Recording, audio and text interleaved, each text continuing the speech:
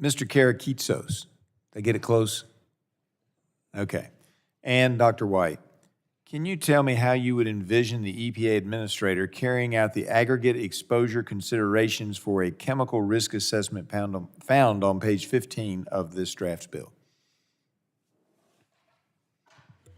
So this is really an opportunity about making sure that the agency has the data that it needs to make a decision and to understand the risk that might be associated with that and then take some action. I think the nomer that this is weakening EPA's authority, I think, is incorrect. I think it's looking at giving the agency more data, more information so that it can make appropriate decision and take regulatory action if needed.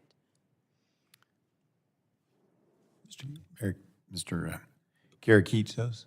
Yeah, I think aggregate exposure assessments is one tool the agency can use where appropriate. And that was in the existing law, and I don't know if that's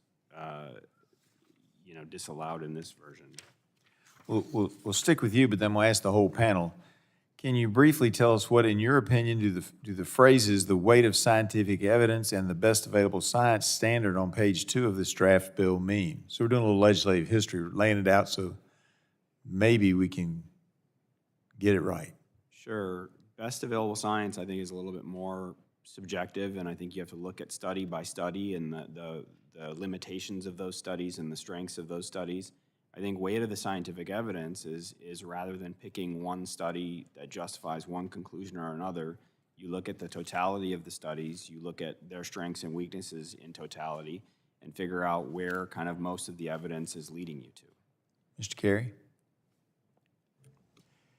I think it's a great question. When we look at global regulatory authorities around the world, they are able to approve and review and approve the very same materials with the very same data. Those materials are just not going through EPA. And when you talk about best available science or weight of the scientific evidence, a key example is measured data. And when I say measured data, I mean scientific assessments that are done under OECD standards. An example is OEDC Test 301 that measures biodegradability. 60% of a material must biodegrade within 10 days. These are not, these are internationally validated standards respected by scientists all over the world. Currently, we submit a robust data package to EPA, and often our data either is not reviewed or is not persuasive. Hypotheticals and models take precedence under this current model.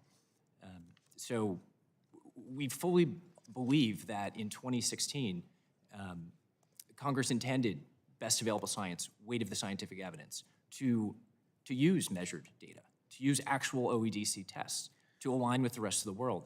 For whatever reason, that is not done. So as we decide how we're going to do this bill, should we use that terminology, the measured data, as opposed to weight of the scientific evidence and best available science? That could certainly be helpful. The scientific community understands measured testing to be stronger than hypotheticals, and reflecting that in the legislation could be helpful. All right, now that only leaves 30 seconds for each of you. Dr. Woodruff? Best available science and weight of scientific evidence is a systematic review method, which is the gold standard of evaluation. Consistent, transparent, and method that is a priori decided and has been approved by the National Academy of Sciences, is used in clinical medicine. EPA does not use that method right now, and they've been criticized by the NAS for that multiple times. And of course, measurements are awesome. I'm a scientist, but I also use model data because I don't actually have all the measurements all the time, and you have to use models that have been tested, verified, and used. Those are both important pieces of information. Thank you. Dr. White? Best available science means that EPA must use the most current, reliable, and relevant scientific data. For weight of evidence, it means that they must consider all the scientific information collectively, evaluate the quality, reliability, and consistency when reaching conclusion. Both of those need to be maintained in the current statute. And I'm out of time, but I might get you a written question on the measured issue. Mr. Chairman, I yield back.